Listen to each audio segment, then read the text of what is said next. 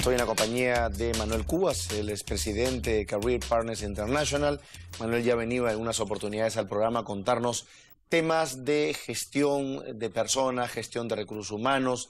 Y en esta oportunidad queríamos conversar un poco con Manuel, digamos, todas aquellas lecciones que los ejecutivos de las empresas, de las organizaciones, tienen que tener en cuenta una vez que son desvinculados de las mismas.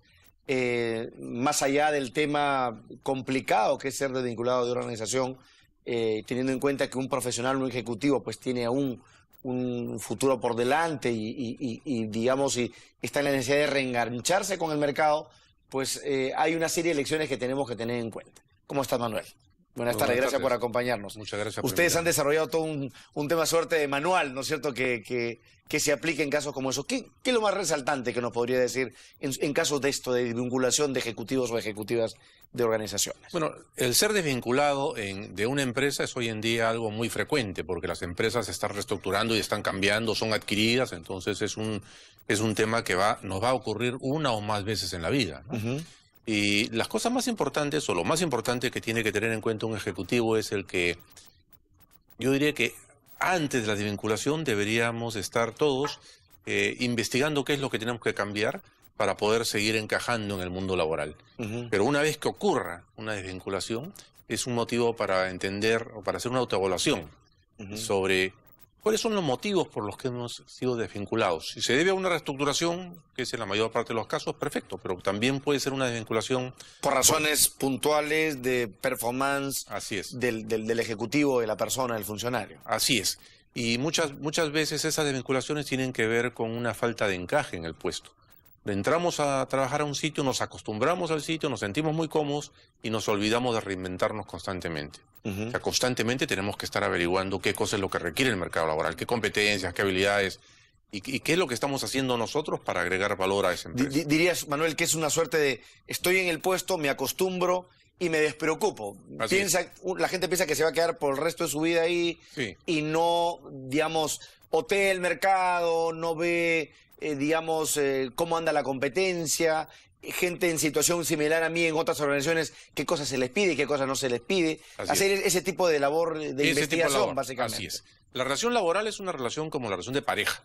O sea, muchas veces nos casamos y pensamos que ya conseguimos a la pareja y que ya y ahí nomás va a quedar ahí el asunto, y de repente hasta nos olvidamos echarnos desodorante, pues no nos afeitamos, ¿no? Claro. Entonces ocurre que la pareja se cansa de nosotros. Y en el trabajo ocurre lo mismo. Si nosotros no nos preocupamos de agregar valor, de ser cada vez mejores, de hacer que nuestra empresa sea realmente un centro de interés para nosotros, nos podemos quedar sin empleo. Ahora, entiendo que eso es un tema de responsabilidad de un funcionario, de cualquier ejecutivo, pero hoy en día muchas organizaciones lo solicitan, lo plantean. Es como, a ver, tú lo sabes mejor que yo, hoy día la evaluación del personal es en base a resultados y objetivos alcanzados. Los incentivos, incluso económicos, como bono de productividad, están atados a ese tipo de cumplimiento. Entonces, digamos, nos hemos acostumbrado a que más bien sea la organización, la empresa, la institución la que haga ese trabajo de evaluación y no nosotros, ¿no? Ahí hay un problema porque es parte de la labor de la compañía hacerlo. Así es. Lo que pasa es que como no somos competitivos, los peruanos no aprendemos a ser competitivos desde el colegio, de la universidad. Y muchas veces entramos a las empresas y no aprendemos a ser competitivos como profesionales. Entonces, en la medida en que aprendamos a ser competitivos, vamos a poder trabajar en esa empresa o en cualquier otra empresa. ¿Y qué determina la competitividad o no de un ejecutivo de una empresa, de una compañía? Es un tema interno, es como un chip interno que tenemos que desarrollar en nosotros. Algunos lo tienen y otros no. Pero si no lo tenemos, lo podemos desarrollar. O sea, desarrollar las habilidades y las competencias que requiere el mercado. Y esa preocupación por la competitividad personal, que es lo que te entiendo, no puede desenfocar, o sea, a ver, puede también darse el caso que una persona sea muy competitiva y está permanentemente viendo qué pasa en el mercado y se despreocupa de lo que tiene que hacer, que es el trabajo para el cual ha sido contratado. Entonces, hay una situación ahí como una suerte de límite, me imagino, que uno tiene que tener en cuenta, ¿no? Yo creo que uno tiene que tener una combinación de las dos cosas. Uno entra a trabajar en una empresa y inmediatamente debe estar pensando en su plan B. O sea, ¿qué pasa si esta empresa me desvincula?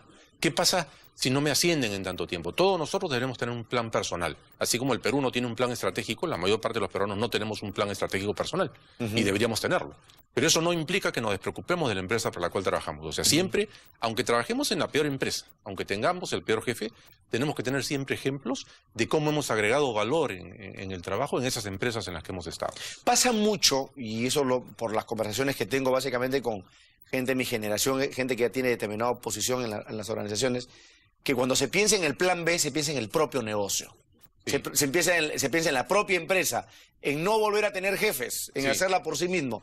Eso creo que es verdad, ¿no es cierto? Cada vez es más común. O sea, le dije, ¿sabes qué? Ya no quiero volver a tener jefe, no quiero rendir evaluaciones, me dedico a tener mi empresa y me mando. Eso es muy característico, mejor dicho, se ve con más habitualidad en el Perú que en otros países.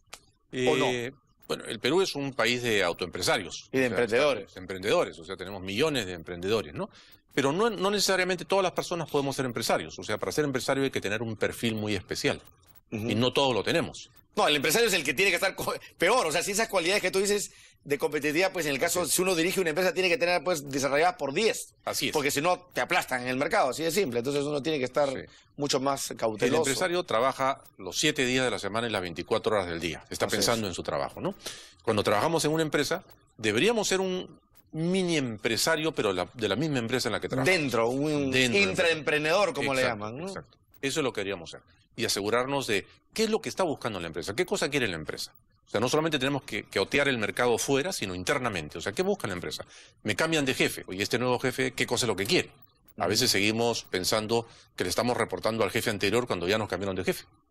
Si tú tuvieras que hacer una suerte de denominador común, Manuel, de habilidades básicas que se le pide a la gente hoy en día en puestos de dirección, porque vamos a hablar de gente de sugerencias para abajo hasta jefes.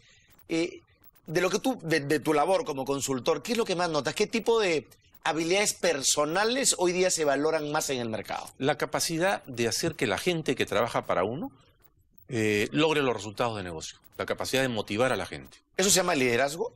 Bueno, liderazgo tiene un montón de características, ¿no? Trabajo en equipo, motivar a la gente, manejo del tiempo, manejo de reuniones, tiene un montón. Pero lo más importante probablemente es que tengan las personas la capacidad de liderar a la gente, de hacer que esa gente cumpla los objetivos del negocio. O sea, motivarlos, no mandarlos, no ordenarlos, no asustarlos, porque todavía en el Perú y por tanto recibir la autoridad, ¿no? Porque la autoridad no es que uno la impone, la autoridad uno se la gana, ¿no es cierto? Así es. Y esa autoridad es en la interacción continua con las personas que uno trabaja. Bueno, dependiendo de la empresa. Hay empresas, todavía hay en el Perú muchísimas empresas de tipo familiar donde los gerentes no tienen ninguna autoridad. Por la gente que le reporta a uno va y habla con el dueño de la empresa y se acabó. Lo cual es un error, ¿no? Y te quita el piso, ¿no? Entonces, son empresas normalmente que no están profesionalizadas, digamos, ¿no? Son empresas a veces muy exitosas y hasta multilatinas. Así es. Y se ve ese tipo de problemas. Se ve ese tipo de problemas, tratan muy mal a la gente. Entonces uno ve el índice de rotación de sus ejecutivos, ¿no? Así es. Pero lo más importante es, cuando uno trabaja en una empresa y uno tiene un equipo humano, uno tiene que motivar a la gente, uno tiene que darle a la gente las oportunidades para que crezcan, para que se desarrollen, presentarlos ante los directorios, ante el gerente general y hacer que esas personas sean las que brillen, ¿no?